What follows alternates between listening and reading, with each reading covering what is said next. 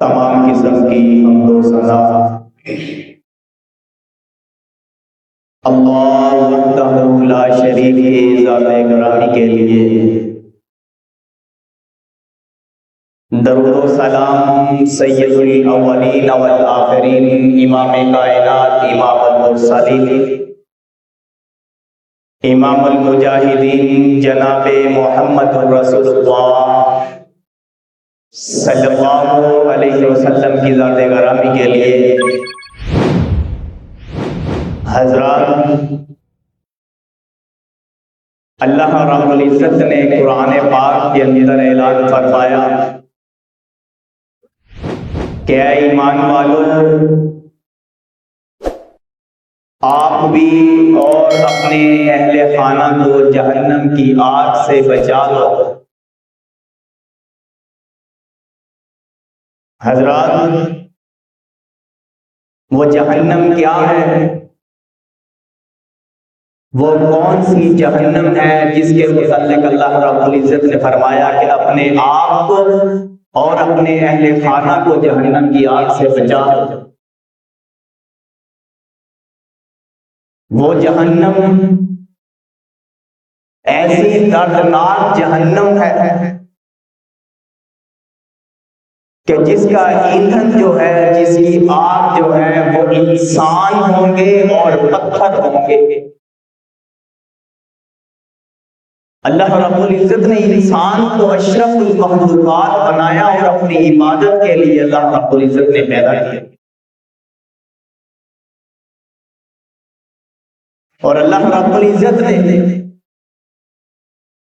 انسان کو اپنے آگے سجدہ کرنے کے لیے پیدا کیا۔ اللہ نے انسان کو خود اپنے ہاتھ سے بنایا، اور پھر وہ انسان اللہ کو چھوڑ کر کسی غیر کے در پہ جا کے سجدہ کرے، اللہ کو ناراض کرے، اللہ کو راضی نہ کرے۔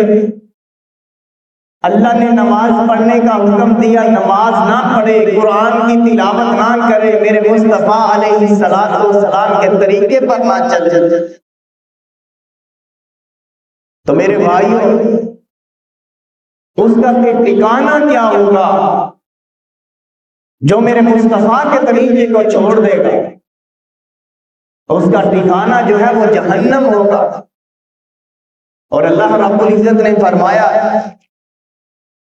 مالک کائنات نے قرآن پاک کے اندر اعلان فرمایا، اللہ رب العزت فرماتے یا ایھا الذین آمنوا قوا انفسکم واہلیکم نارا،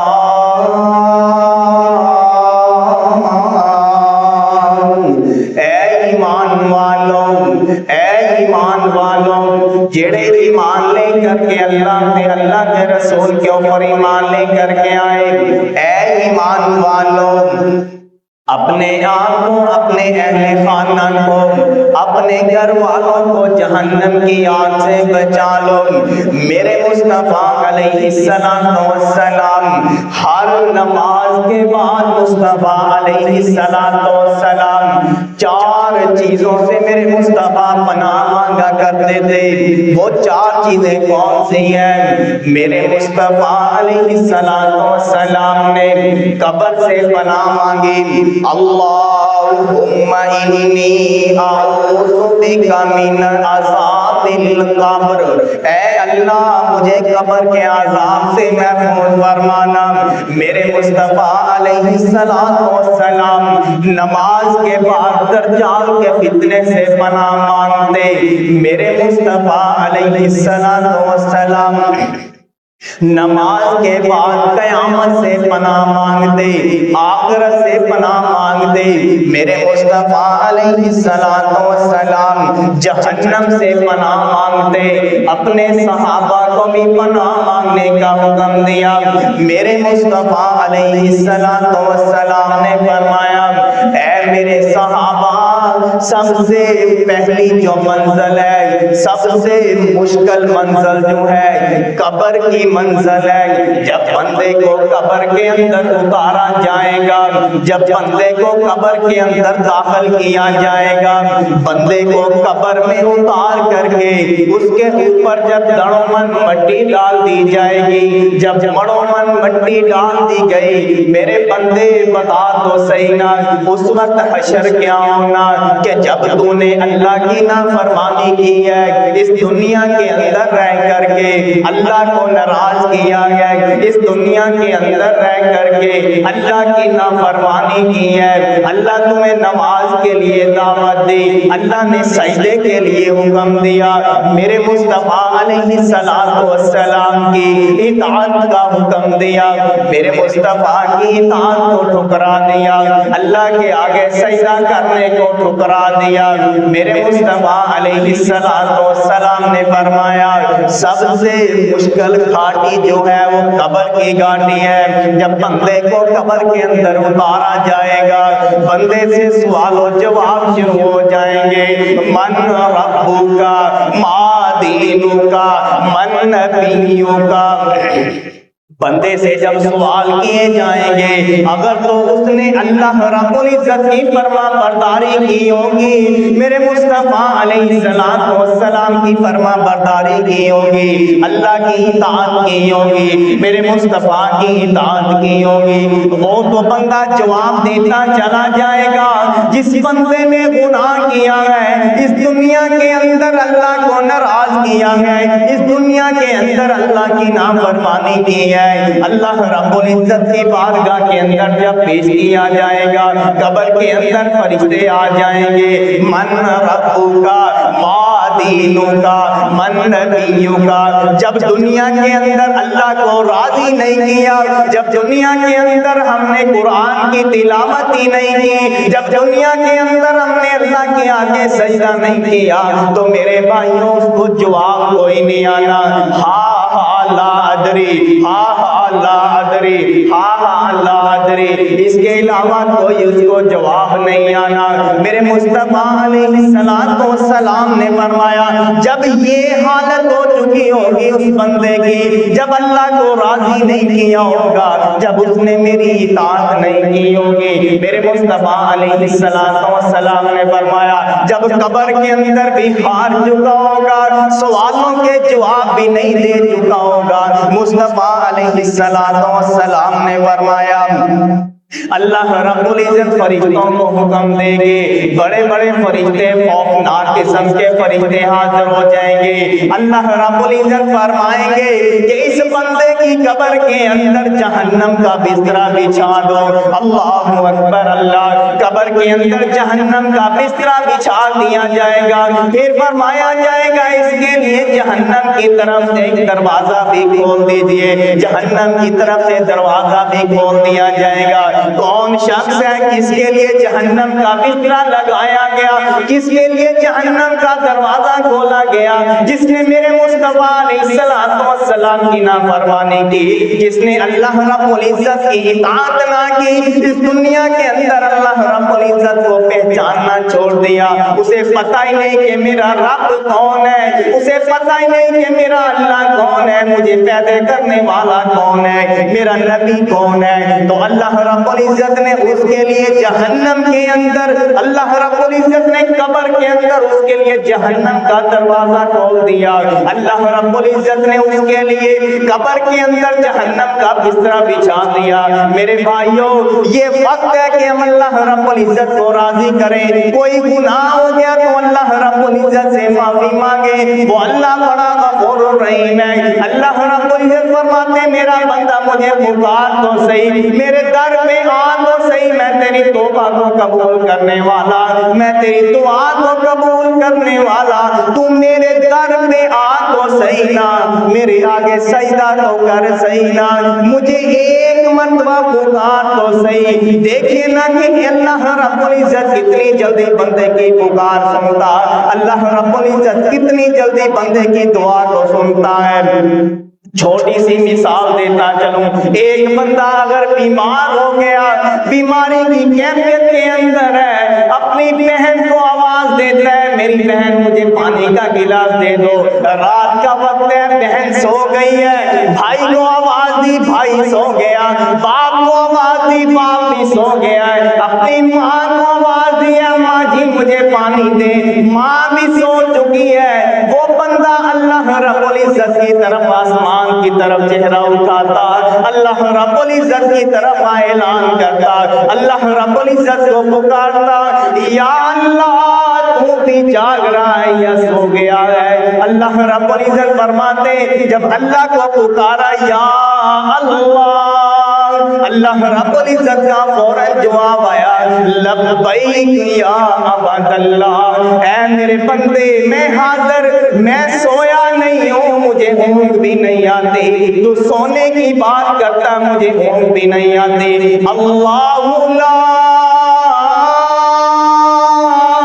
الہ الا هو الحی القیوم لا تأخذہ سنۃ ولا نوم۔ اللہ پاک فرماتے اے بندے تو نیند کی بات کرتا ہے مجھے تو اونگ بھی نہیں آتی۔ وہ اللہ بڑا غفور الرحیم ہے۔ اللہ پاک فرماتے میرا بندہ مجھ سے مانگ تو صحیح، مجھ سے گناہوں کی بخشش تو کروا، میرے در کے اوپر آ تو صحیح، میں اللہ بڑا غفور الرحیم ہوں، اللہ میں معاف کرنے والا ہوں۔ میرے بھائیوں یہ قبر کی گھاٹی جو ہے بڑی سخت گھاٹی ہے۔ سیدنا عثمان غنی رضی اللہ تعالیٰ جنہیں جنت کی بشارتیں ملی، اللہ کے رسول نے جنت کی بشارتیں عطا کی، کہا ہے عثمان آج کے بعد کوئی بھی عمل نہ کرے عثمان تو جنتی ہے، لیکن جب قبر کا ذکر ہوتا سیدنا عثمان غنی زاروں کی تار ہونا شروع کر دیتے۔ صحابہ فرماتے ہیں ان کے ساتھی فرماتے ہیں کہ ہم نے عثمان غنی رضی اللہ تعالیٰ عنہ کو کبھی اتنا روتا نہیں دیکھا، عثمان غنی رضی اللہ تعالیٰ عنہ کو کبھی اتنا روتے ہوئے نہیں دیکھا کہ مصطفیٰ علیہ السلام جب کوئی درس عطا فرما رہے، مصطفیٰ علیہ السلام جب کوئی درس دے رہے ہیں، قبر کا ذکر ہوا رونا شروع کر دیا، زاروں کی تار ہونا شروع کر دیا۔ فرمایا کہ داڑھی بھیگ جاتی جب سیدنا عثمان غنی کے سامنے قبر کا ذکر ہوتا۔ سیدنا عثمان غنی سے پوچھا گیا اے عثمان تیرے سامنے قیامت کا ذکر ہوتا، تیرے سامنے حشر کا ذکر ہوتا، تیرے سامنے دنیا کے ذکر کیے جاتے، اے عثمان تو کبھی اتنا نہیں رویا جب تیرے سامنے قبر کا ذکر کیا جاتا ہے۔ اے عثمان تو سارے کتاب ہونا شروع کر دیتا۔ فرمایا کہ اے میرے ساتھیوں تمہیں کیا پتا قبر جو ہے سب سے پہلی جو منزل ہے وہ قبر کی منزل ہے۔ جو بندہ قبر کے اندر کامیاب ہو گیا، جو بندہ قبر کے اندر پاس ہو گیا، وہ باقی معاملات کے اندر کامیاب ہوتا جائے گا۔ میرے بھائیوں دیکھیے کہ جنہیں جنت کی بشارتیں ملی ہوئی ہیں، 40 مرتبہ جنت کی بشارتیں ملی ہوئی ہیں، وہ زاروں کی تار ہو رہا ہے، لیکن آج کا مسلمان دیکھیے اسے قبر بھی بول چکی ہے، آخرت بھی بول چکی ہے۔ کیا وجہ ہے؟ نہ ہمیں قبر یاد ہے، نہ ہمیں حشر یاد ہے، نہ ہمیں کل قیامت کا منظر یاد ہے۔ وجہ کیا ہے؟ وجہ یہ ہے کہ ہمارے دل جو ہے وہ مردہ ہو چکے ہیں۔ اللہ اکبر کبیر، ہمارے دل جو ہے وہ مردہ ہو چکے ہیں۔ اذان اگر ہو چکی ہے نماز کے لیے نہیں آتا، اگر کوئی ساتھی نماز پہ آ گیا ہے پھر اس کو ہم طریقہ بتائیں گے تیری نماز ٹھیک نہیں ہے، اس طرح نماز پڑھ، یار اس کو ایک دفعہ نماز پڑھنے تو دو، مسجد میں آنے تو دو اس کو ایک مرتبہ۔ ہم اپنے ساتھ ساتھیوں کو جوڑتے نہیں ہیں بلکہ توڑنے کی کوشش ہوتی ہے۔ میرے بھائیوں یہ وقت ہے کہ اللہ رب العزت کو راضی کرنے کی۔ جب اللہ رب العزت ہم سے راضی ہو گئے، میرے بھائیوں اللہ رب العزت اگر آسمان میں بیٹھے ہمارے پر مسکرا پڑے، ہمارے لیے جنت کا ٹکٹ فری ہو جائے، لیکن اس کے لیے کیا کرنا ہے؟ ہم نے اس کے لیے کیا کرنا ہے؟ اپنے دلوں کو صاف کرنا ہے، اپنے من کو صاف کرنا ہے۔ اور ہمارے دل کس طرح صاف ہوں گے؟ ہم اپنے رزق کو پاک کریں۔ ہمارا رزق پاک نہیں ہے، رزق صاف نہیں ہے ہمارا، ہمارے کاروبار کے اندر سود ہے، فصلوں کے اندر سود ہے۔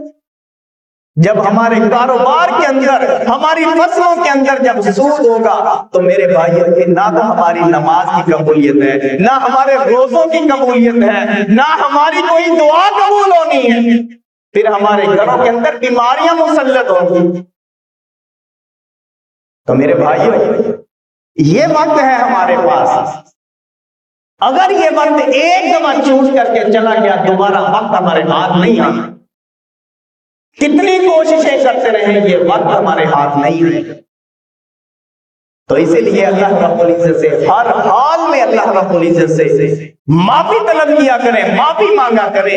اللہ غفور الرحیم ہے، بڑا غفور الرحیم، اللہ معاف کرنے والا۔ وہ اللہ فرماتا ہے کہ میرا بندہ میرے در پہ آئے تو صحیح، مجھ سے معافی مانگے تو صحیح، میں بڑا غفور رحیم ہوں۔ یہ نہ یہ کام کرنا کہ ایک مرتبہ ہم نے گناہ کر لیا، اللہ سے معافی مانگ لی، پھر گناہ کر لیا، پھر معافی مانگ لی، اس کو روٹین بنا لی ہم نے۔ یار وہ تو اللہ بڑا غفور ہے، معاف کرنے والا۔ اس طرح کی معافی اللہ کو قابل قبول نہیں ہے۔